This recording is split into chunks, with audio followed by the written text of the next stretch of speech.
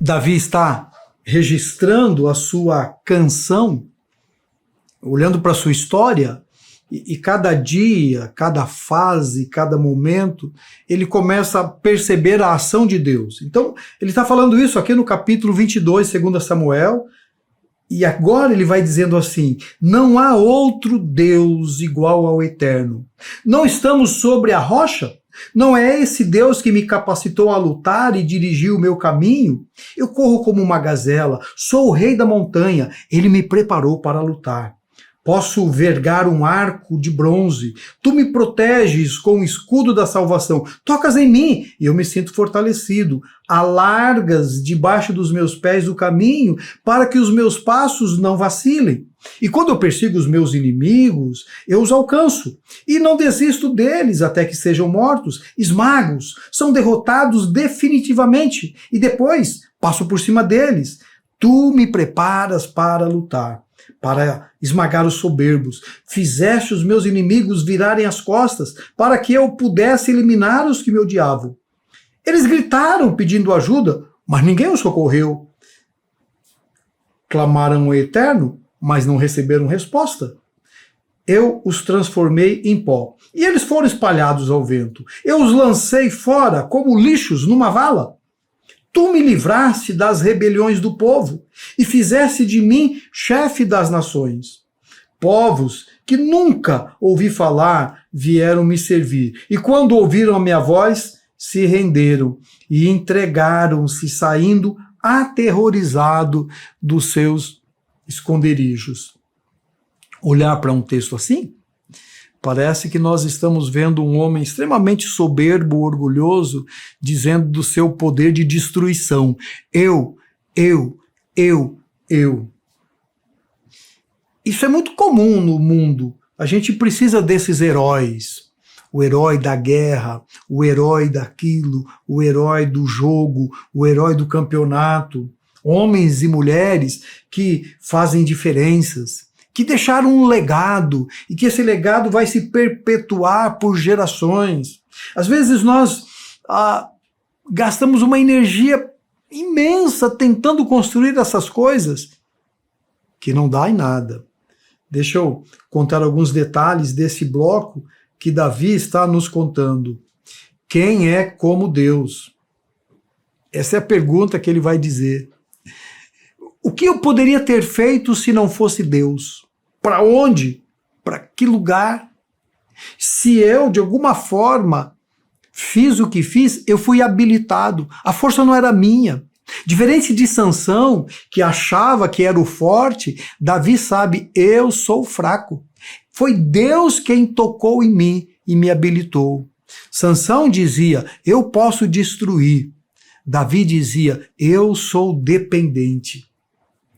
Nenhuma guerra poderia ser vencida por Davi sem a habilidade de Deus, não por força, mas pelo meu espírito.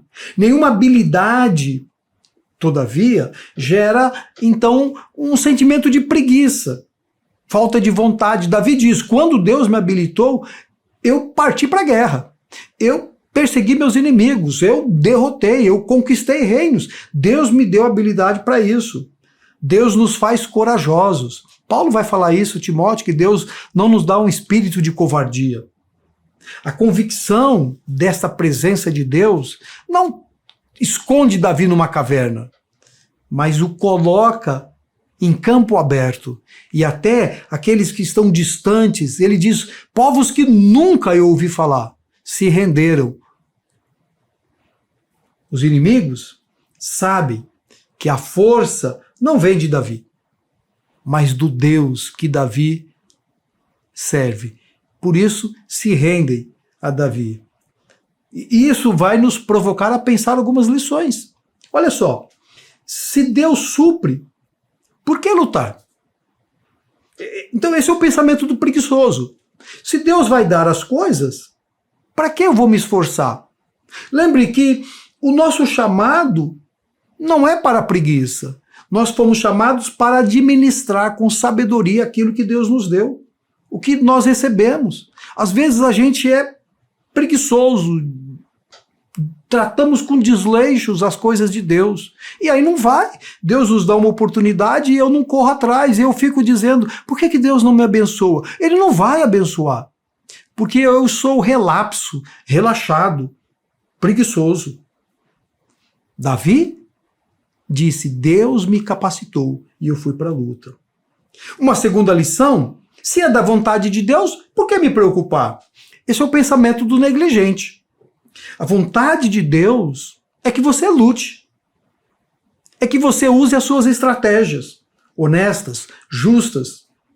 Faça com justiça, com misericórdia. Deus não quer salvar, abençoar, para a gente ficar em casa deitado, comendo pipoca, assistindo televisão.